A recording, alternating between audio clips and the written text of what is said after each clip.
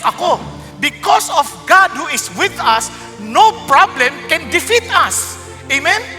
Walang problema. Bakit? Our God is so great. Now that I know Him personally, why should be afraid of problems?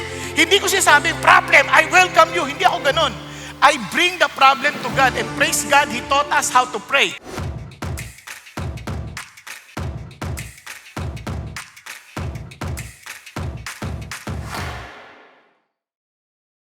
Tayo po ngayon ay nagsimula na sa ating pong bagong serye, and praise God that when Pastor Peter and Pastor Paul opened up the series, kung maalala ninyo, it's about real faith, living wisely according to the book of James. Now, gusto ko lamang po kayong palalahanan, pag tuwing tayo po'y mag-aaral ng isang serye, total isang aklat yun, aralin na natin in advance. So I encourage you, if you want to live wisely, because among the scholars, they consider the book of James as the word of wisdom, as a book of wisdom na parang Proverbs. Pero kung titingnan niyo mabuti, ang dami niyang mga turo na nakadikit doon sa Sermon on the Mount. Kaya napaka-importanting inaaral ito. Now, if you look at the book of James, ang ini-issue niya dito, yung faith. Yung faith, di ba? Yung faith mo, sabing ganon, if there is no work, it's dead. So he's not attacking yung faith na dinidiscuss ni Paul. Sinasabi kasi ni Paul, we are saved by faith alone. So hindi sila magkakontra. How would I know? Kasi, ang sinasabi ni James dito, yung kay Paul telling us how to be saved. Ngayon, how can you be sure na tama yung faith mo? Yun ang dinidil ni James. Sinasabi ni James, may ebidensya yan. Si God, alam niya kung sino yung totoo at hindi. Pero tayo, hindi natin alam. So sabi nga lang, any Tom, Dick, and Harry can claim that he is a Christian unless you look at the fruit. Kaya sabi ni Jesus, you want to know them? Know them by their fruits. Tama? So, doon mo rin. Gayon ang sinasabi ni James. Kaya sabi niya, sa una pa lang, makikita nyo, real faith perseveres under trial. Yun yung diniscuss last week. Kasi ngayon, ang dami nagsasabi, Christian sila. Pero maririnig mo, nagpapakamatay. Hindi ko sinasabi nagpakamatay na may sakit. Pero yung nagpapakamatay na sumuko sa buhay, dahil parang wala ng pag-asa.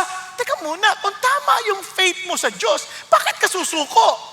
Kaya ang dami ngayong mga Christian, ang daling sumuko. Hindi lang sa pagpapakamatay. Nagre-resign agad sa trabaho, ayaw na mag-aral, bumagsak lang. Ano ka ba? Hindi lahat ng bumabagsak sa eskwelahan, hindi na nagtatagumpay sa buhay. Karamihan na nakilala kong matagumpay sa buhay, bagsak sa eskwelahan. Bakit? Hindi sila takot bumagsak. Sanay sila. Yung mga matatalino na laging honor, minsan sila pa yung nagfe-fail sa buhay. Takot sila magkamali. Kaya tatandaan ninyo ito, ang ating buhay nakasalalay sa Diyos. So sabi nga, we are to what? Consider. Kasi nung tinuturo ito, marami ngayon sa mga nanampalataya, ang tinuturo, pag naging Christian ka na, wala ka ng problema. Hindi totoo yun. All the more you will have more problems. But problems are natural. You cannot avoid it. Kaya lang, itong tiyak ako. Because of God who is with us, no problem can defeat us. Amen? Walang problema. Bakit? Our God is so great. Now that I know Him personally, why should be afraid of problems? Hindi ko sinasabing, problem, I welcome you. Hindi ako ganun. I bring the problem to God and praise God, He taught us how to pray. Ano sabi niya? Lead us not into temptation, but deliver us from evil. It is an act of humility. It's a prayer of humility, telling God, Lord, help me. Unless you help me, unless you deliver me from evil, I cannot overcome it. Nagkakaintindihan? Hindi tayo nagmamalaki na kahit anong problema dumating, okay. Hindi. Ang sinasabi natin, Lord, kung dumating yung problema, thank you, kasama kita. Hindi ako mag-isa. Di ba? At sa totoo lang, nasa unahan ka pa. Okay ba yan? Pero, kung maari lang, huwag mong paratingin. Di ba? Kasi nagpapaalam naman si Satan bago gawin eh. Lalala nyo kay Job, nagpaalam naman bago gawin. Si Peter, nagpaalam bago gawin. O di magsabi ka na kay Lord, huwag mo siya payagan, huwag mo siya payagan, huwag mo siya payagan. Hindi ka nag-pray, nauna siya na nag-request. Tama? Kung nauna siya nag-request, yari ka, hindi ka prepared. Kung pinayagan, deliver us from evil. Praise God. At least, we can run to God. Kaya sabi natin, Sabi nga ng Bible, diba? Consider it all joy when you encounter what? Various trials. Hindi lang basta trials, ha? Various, ang dami. Alam niyo ang problema, itong nature ng problema, kung dumating, barkada. At minsan sa sobrang tuwa, ayaw umalis agad. Nagkwentuhan pa. Nakakatuwa itong lugar na ito. Nakakatuwa, tinutulugan lang tayo. So nag-stay sila na matagal. Kaya naman, we need to tanan natin, itong Christian life, we don't just persevere. We consider it joy. Diba? We rejoice in it. Hindi, Lord, titisin ko ito hanggang makatapos. Kahit ano mangyari, titisin ko. Hindi, dapat yung masaya ka na, Lord, I know this is good for me. This is for my good. This is for your glory. Lord, thank you that I will come out like gold. Amen? Yun ang ganda sa Christian life. Kaya naman, paano kung hindi ko na alam gagawin ko? Hindi ko na talaga alam sa sobrang dami problema. If you lack wisdom, ask God. For wisdom. And He will give it to you what? Generously. Hindi kanya pagdadamutan. And without finding fault. Hindi sabihin, kasalanan mo naman yan eh. Walang ganun. Hindi ganun si God. Ang si God, alika na. Nagkamali ka, kaproblema ka, alika. Nangingi kang tulong, alika. Tuturuan kita anong gagawin mo. Nakuha? Nagkakaintindihan? And ano sabi ng Lord? Bibigyan kita ng talino. Hindi kita pagdadamutan. And praise God, pag humingi ka, huwag ka magdududa. Kasi pag nagduda ka, wala mangyari sa'yo. Kasi pag nagduda ka, sigurado, hindi ka makikinig sa instruction ni God. Ang amazing dito, we are blessed. Pero naman, ngayon itutuloy natin. Yung real faith obeys God's word. Kung mapapansin nyo, ang dami real faith loves, real faith proves through works. Kaya ang dami makikita nyo. So as you read the scripture, maintindihan nyo, bakit tinuturo to? Kasi they were persecuted. They were being dispersed all over the world. Kaya kawawa yung mga Christians during that time. But nonetheless, real faith triumphs. Diba? Yun ang isang bagay na tiyak tayo. Hindi mabibigo ang totoong pananampalataya. Okay? Bakit? Hindi dahil sa pananampalataya. Yung ating pinananampalatayanan, si God. Never. Nobody will ever win over God. Ngayon, ang problema sa maraming tao ngayon, they have false assurances. Ang dami, kahit tayo, nasasaktan tayo sa mga nagsasabing Christian, pero wala namang katiyakan. Ang ating pag-aaralan ngayon, ito, real faith obeys God's word. Pakisabi niyo nga po, real faith. Sabihin sa katabi mo, real faith obeys God's word. Now, bakit? Kasi reading the word is not the same as responding to the word. Not even hearing the word. Uy, nakatin akong CCF. Nakakatuwa yung pastor, ang taba. Diba? Hindi ganon, walang ganon. Ang tanong, how did you respond to the word? Yun ang tanong. Kaya, it is not just reading or hearing. Si James, kaya sabi ni James, that's not genuine faith. That is just only a religious noise. Kaya, paano natin malalaman? So, ito yun. Yung real faith that obeys God's word, nagkakaroon ng maliwanag na pagbabago. Clear transformation. Nagkakaroon ng consistent na application. Tuloy-tuloy, hindi paminsan-minsan lamang. At meron siyang dalisay na reliyon. No? Ang ibig sabihin ng reliyon dito, para hindi kayo nalilito, dalisay na pagsamba o tamang pananampalataya. Nagkakaintindihan? So kung tama yan, dalisay yan. So ano ibig sabihin? So let me just give it into one sentence. Real faith has a clear transformation, consistent application, and pure worship or religion. Nagkakaintindihan? O huwag niyo kalimutan ha. Ulitin natin, real faith has a clear transformation, consistent application, and pure or religion or worship. Now, simulan natin. Clear transformation. Now, listen. Bago nyo maintindihan yung context ng 19 to 21, as I have told you, understand always the context. Yung obedience to the word, effect yan ng true faith natin kay Jesus. Hindi ito ang magbibigay sa atin ng true faith, yung pagsunod. Hindi. Yung true faith, dadalhin tayo sa pagsunod. Naunawaan? Okay. So, tingnan nyo ha. Simulan natin sa verse 18 para maliwanag. Sabi dito, in the exercise of His will, He brought us forth by the word of truth, so that we would be a kind of first fruits among His creatures. So, para hindi na kayo malito, nilagay ko na sa slide. Sabi niya, in the exercise of His own will. Meaning, yung salvation begins with God's initiative, not human efforts. Yung of His own will. Kasi tingnan nyo, mamaya, maintindihan nyo to. If you are to obey God's word, then you better listen carefully. No, kasi sabi niya, of His own will, meaning yung salvation mo nagsimula sa initiative ng Diyos. Hindi sa human effort. Are you following? Hiniwalay ko lang. Tapos, He brought us forth. Yung praise na yan, ang ibig sabihin, it gives birth. No? To give birth. Pinanganak ka. Arang ganyan.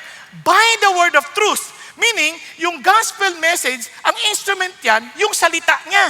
Yung word niya, sino ba? Si Jesus. At hindi lang yon, yung word of truth. Kaya sabi niya, it uses to give new life. At pag sinabi mong first fruits, ang sinabi niya, in Jewish thought, ang first fruit belongs to God. Kasi ang first fruit, sabi ni Lord, sa akin yan. Nakakadinig yan. So, if you are the first fruit, God initiated you to be part of His family, and you become His first fruit, ibig sabihin, you are God's possession. Hindi dahil sa effort natin. Yan ay sa effort ng Diyos. Initiative na yan. Okay tayo? Maliwanag ha? Okay tayo? Sigurado kayo? Hindi kasi hindi ko alam kung oo, kaya ganun eh. Iba eh. Ulitin. Para maliwanag ha? So, tingnan nyo ha? Then, kaya yung believers, God's possession yan, evidence of His redeeming work sa world. Kaya when the world looks at us, yan ang ebidensya ng niligtas ng Diyos. Tayo yung ebidensya. So, paano? Kaya yung obedience follows life. Hindi, it does not create life. Meron munang buhay sa atin, kaya tayo susunod. Nakakaintindihan? Hindi tayo sumunod para magkaroon ng buhay. Hindi. Kung patay ka, hindi ka makakasunod. Nakakita na kayo ng patay na susunod? No, hindi susunod yan. Kaya patay na aso. Wala eh. Hindi susunod yan. Kaya kailangan buhay muna yan para makasunod. Kaya si God muna ang nagbigay ng buhay para makasunod. Kaya once you are Christian, you have the real faith, you will obey His word. Kasi buhay ka na. Nagkakaintindihan na, buhay ka na. Now, tingnan nyo. Kaya ang unang transformation, kaya yung real faith is not proven by what we know, but how we live. Kaya bakit? Tingnan nyo naman kasunod. Ito na, 19 to 21. This you know, my beloved brethren. Sabi niya, alam nyo na to. Hindi ito isang bagay na hindi nyo alam. So meaning, naturo na sa kanila to. And since they were being persecuted, they were being dispersed, they have so many trials, problems. Minsan hindi nila alam gagawin nila. Sabi niya, ano na, ayoko na. Hindi, mga kapatid, alam nyo na to. Alam nyo na to. Kaya, uulitin ko sa inyo. Sabi niya, kaya, but everyone must be quick to hear, slow to speak, slow to anger. For the anger man does not achieve the righteousness of God. Therefore, putting aside all filthiness and all that remains of wickedness, in humility, receive the word of implanted, which is able to save you. Ano siya sabi dito?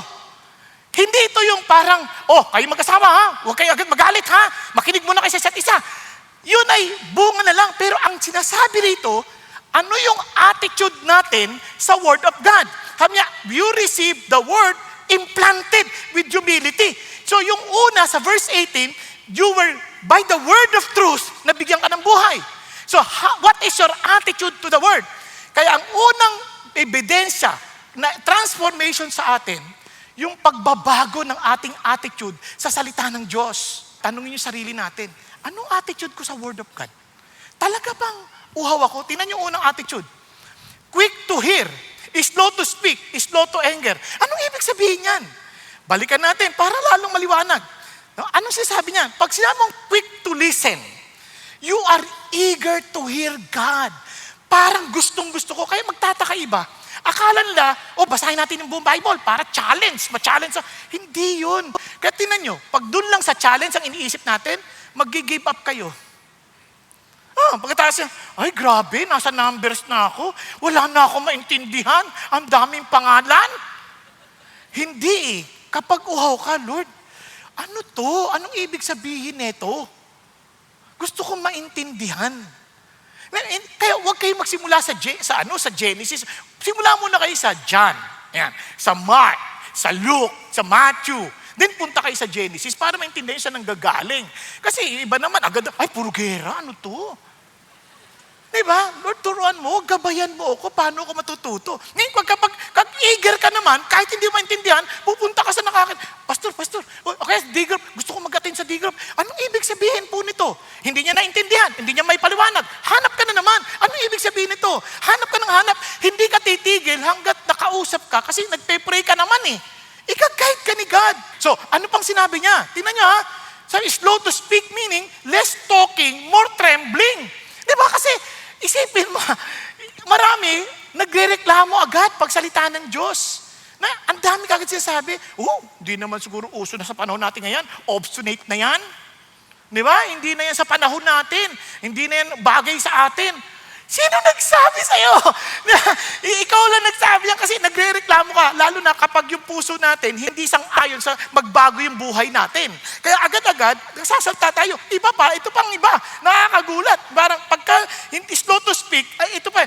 Ay, video. Sa totoo lang, it doesn't matter. Ang mahalaga, Lord, kausapin mo ako. Video man yan, o English man yan, o Tagalog. Di ko man maintindihan lahat. Tulungan mo ako maintindihan kahit ilan para maging totoo sa akin. O, nagkakaintindihan. Yung iba, itutulog agad. Ay, video.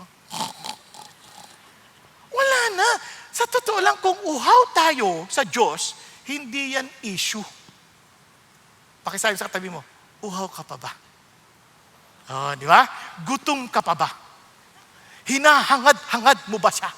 Yun ang tanong sa atin. Kasi pag hindi, magtanong-tanong na tayo. But when you read the word, bigla kang, Lord, kakaya pala itong ginagawa ko.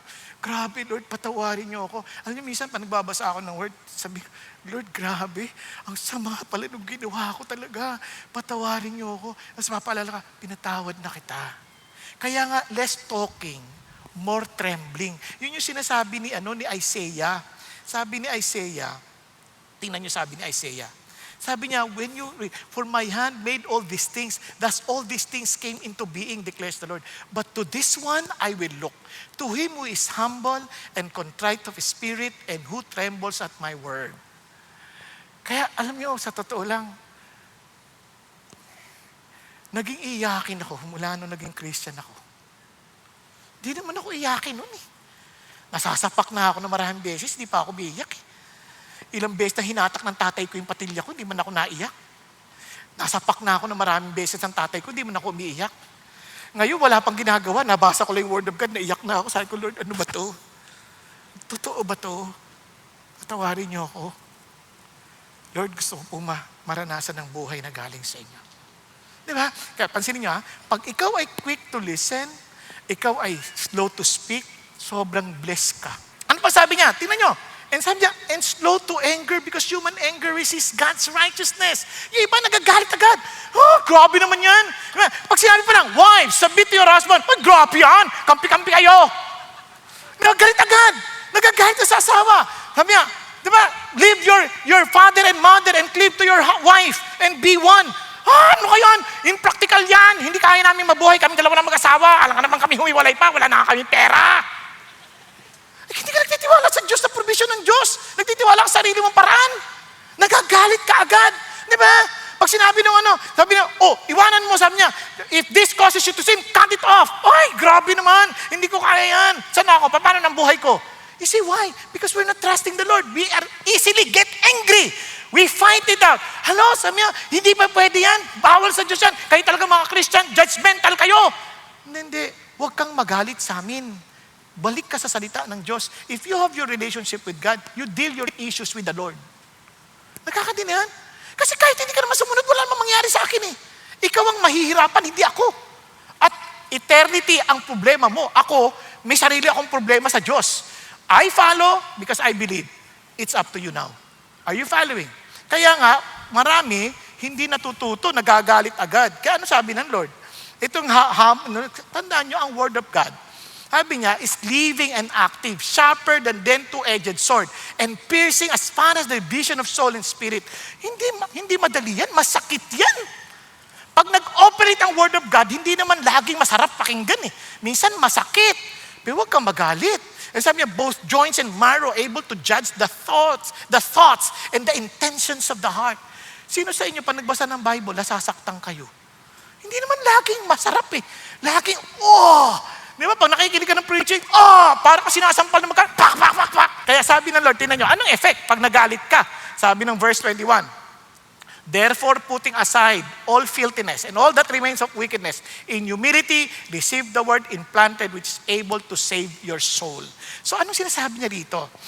Una-una, kung nagbasa ka ng Bible, put away anything filthiness that you discovered from the scripture, from your learnings. And sabi niya, and all that remains of wickedness. Kaya imposible hindi ka mag-transform.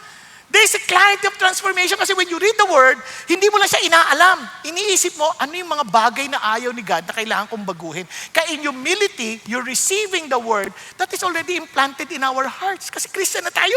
May seed na which is able to save your soul. Alam niyo, kaya yung blessing, ano yung save your soul? Di ba, kala ko ligtas na tayo? Ang sinasabi dito, yung mga addiction. Kasi continuous, change, transformation. Kaya yung mga addiction, yung mga bagay na ayaw ni God, napapalaya na tayo. Ibig sabihin, nasa-sanctify tayo. Kaya sabi ng Lord, kaya yung seed na yan, binigay na sa atin ni God. Kaya the word doesn't just inform, it transforms. If it is humbly received. And it's wonderful because information without submission leads to what? Deception. Niloloko natin sarili natin. Katama si D.L. Moody. Sabi ni D.L. Moody, the Bible was not given to increase our knowledge, but to change our lives. Amen? Now, ang ganda nito, magiging consistent na ito. Kaya nga, consistent application.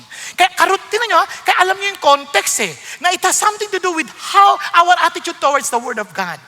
Kaya naman, tingnan nyo, ang karugtong niyan, gito.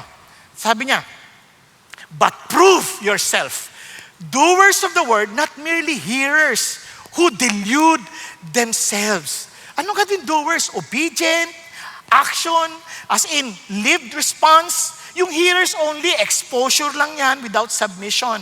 Kaya yung deceiving yourself, ang lungkot nun. Sabi niya, the most dangerous deception is what? Self-deception. Pinaniniwala natin sa sarili natin na tama tayo, totoo tayo, pero hindi naman pala. Kaya James is attacking such kind of unbelief. Hindi not attacking the unbelief kasi may mga tao na hindi pa natututo pero nag-grow pa lang, okay lang.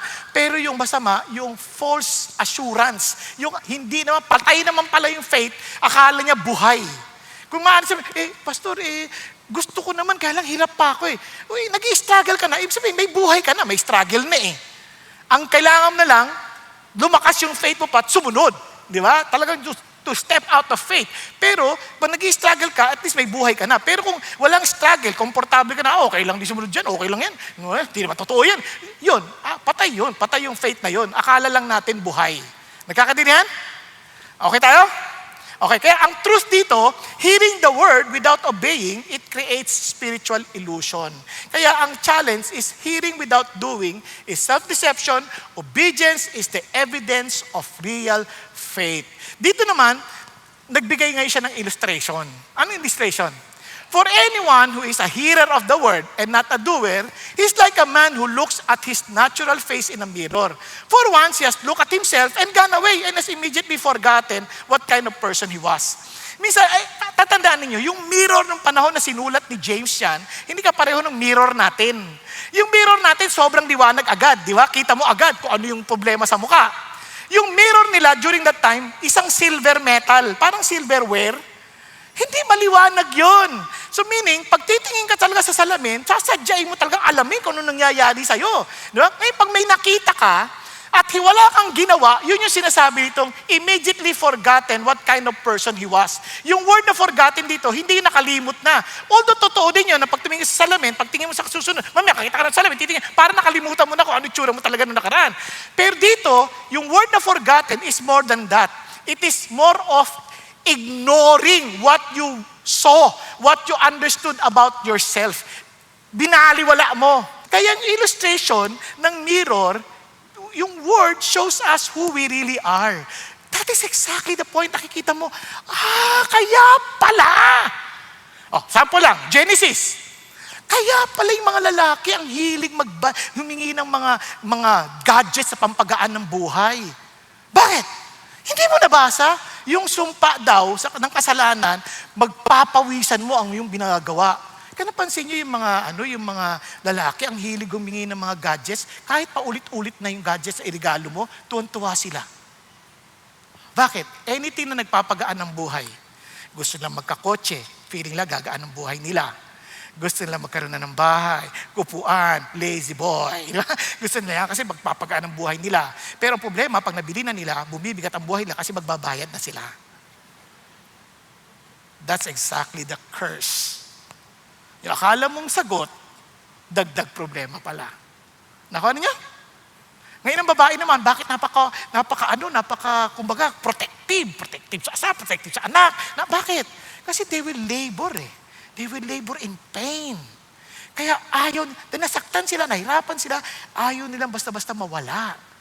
O, napansin niyo ba yan? Biglang, kaya pala. Ngayon maintindihan mo na. Kaya, minsan nag-aaway-aaway kayo lagi, bakit yung asawa ko hindi ko pinapansin? Kasi nga, ang isip niya, pati turo siya ng turo, kasi sabi ng sumpa, sabi niya, they will try to control you, but they're submitted to you. Ang sakit, no? Kaya pala. O paano ko ayusin? Mag-submit ka kay God, kasi only God can take that curse away from you. Nagkakaintindihan? So, yan ang ganda ng Bible. Nagkakaroon ka ng sanity. Kaya pagka walking away unchanged is spiritual insanity. Kaya iba, tinatry ko naman. Niyang ka na naman.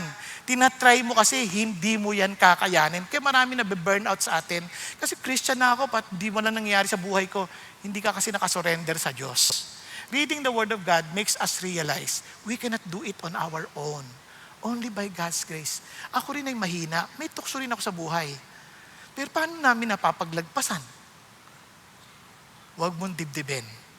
Tuhurin mo. Because nobody else can help us but God. Amen?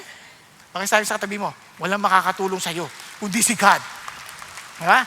Kaya, praise the Lord. So, yun din ang sinasabi ng Lord. Panalo tayo sa bandang huli. And look at the promise. But one who looks intently, stoops down to look, inspect. Sabi nga, yun ang ibig sabihin ng intently. At the perfect law, the law of liberty. Ay, salamat sa Diyos, sa palaya na ako. Hindi na ako trying hard. Di ba? Biglang ang layaan ng buhay ko. Yung iba, akala nila yung kalayaan, yung pwede ko nang gawin kahit anong gusto ko. Hindi ganun. Kaya mo nang gawin yung lahat nararapat para sa atin. Verse 25, sabi niya, but the one who looks intently at the perfect law, the law of liberty, abides by it, not having become forgetful hearer, but an effectual doer, this man, look at the words, be blessed in what he does. Not blessed in what they know, nor heard. They're blessed, but in what they do. Amen? Kaya alam nyo ba, narinig natin yun, praise God for Mary, no, yung mother of Jesus in this world. Praise God kasi he is blessed among all women. Pero alam niyo ba, you're more blessed. Paano? And sabi niya, while Jesus was saying these things, one of the women in the crowd raised his voice and said to him, "Blessed is the womb that bore you, and the breasts at which you nursed." But he said, on the contrary, si Jesus nagsasalita, blessed are those who hear the word of God and observe it. You're even more blessed. Ayaw nyo ba yan? Praise God for Mary, but we are more blessed if we obey the word of God. Amen po? Pakisabi sa katabi mo, kinig ka kay Lord, sundin mo. Mas pinagpala ka pa. Nagkakaintindihan? Kaya blessed tayo. Bakit? Because of the Lord. Pero ito na, lastly, pure religion. Bakit? Sabi niya rito. Tingnan niyo if anyone thinks himself to be religious, yet does not bridle his tongue. Ano napansin niyo? But deceive his own heart, this man's religion is worthless. Tabi natin, yung religion dito is your worship. Yung talagang ugnayan mo kay God. Hindi ito yung parang grupo kagad. Sisip siyang religion. Hindi ganyan. It's more of your worship. Kung totoo yung worship mo, totoo yung pananampalataya mo, totoo yung pagsunod mo sa Diyos, totoo yung magiging totoo yung practice. Ano sabi yan? Tingnan niyo. Anong epekto agad? Yung dila. Yung dila. Kaya may pagbabago agad. Kasi out of the abundance of the heart, punong-puno yun ang salita, yun ang lalabas. At hindi lang yun. mapupuno pa ng pagmamahal.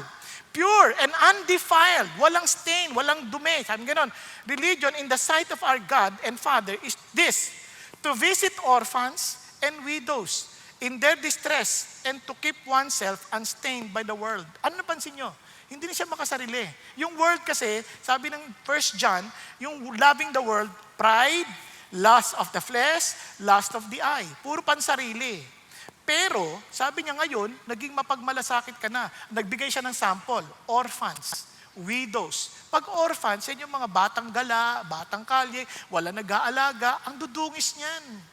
Minsan, tumabi ka nga. Ang baho mo. Diba? Minsan, mga widows, na, hindi ito yung widows na magaganda, bata pa, hindi ganon. Na, ito yung mga widows na talagang, they're trying their best to survive. And kawawa sila. And minsan pinandidirian ng iba. Pero sabi niya, but this time, yung mga Christians, they don't run away from those. Instead, they're open to help. Nagkakaintindihan? Kaya magtataka ka, ba't nag-iba yung puso? Dati wala akong pakialam sa tao. Sa totoo lang ako po, hindi ako mahilig magpuri ng tao. Mahilig ako maghanap ng kapangitan sa tao. For some reason, natuto akong magpuri. Parang pag may nakita ako maganda, sinasabi ko. Hindi ko kinahihiyang sabihin. Yung ibang hindi pa nga sanay. Ako, ang ganda ng damit mo. Uy, grabe naman. Grabe, okay lang yan. Di okay. Uy, ang ganda ng buhok mo. Uy, grabe mo, hindi naman. No? Marami hindi nasanay. Kasi sa Pilipinas, hindi tayo sanay magpuri. Di ba, lagi kapangitan sasabi, sino ka mukha mo? Nanay o tatay? Si tatay, kaya ka pala pangit eh. Automatic agad yun eh. Di ba? Hindi tayo sanay. But the moment God changes our lips and God changes our hearts, we become what? Appreciative. We become different. We become caring. Not for any evil intent or motivation, but it's a sincere, pure heart. Na, I just want to love you because Jesus loves you. Let's conclude. Ano napansin po ninyo?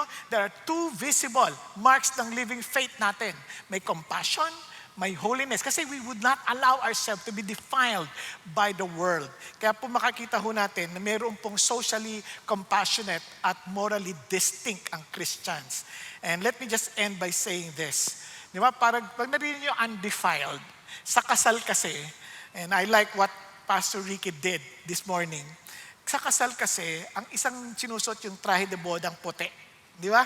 Nakatakip yan. Kasi ang heart, di ba? Naalala ko sa kanta, here comes the bride, all dressed in white. Di ba? Kasi they are undefiled, they're pure. Malungkot lang ngayon kasi iba ngayon ang kanta na eh. Here comes the bride, 3 months inside.